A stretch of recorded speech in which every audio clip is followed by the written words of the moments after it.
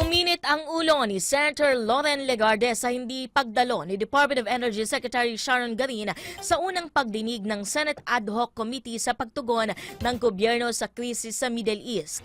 Sa pagdinig sa Senado nitong Martes ng umaga, sinabi ng Senador na si Sherwin Gatchalian, chairman ng Ad Hoc Committee, nagpadala umano si Garin sa kanyang schedule sa araw ng Martes kaya hindi siya makakadalo sa pagdinig dahil sa pulong sa palasyo.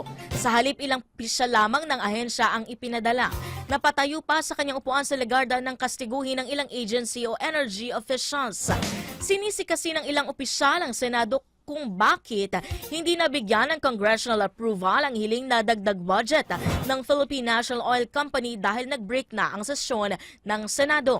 Pasado 1:00 na ng hapon nang dumating sa pagdinig si Garin na sinigurawang walang dapat ikabahala sa supply ng langis sa bansa sa kabila ng pagkakabagabag ng consumers sa walang awat na pagsirit ng presyo nito.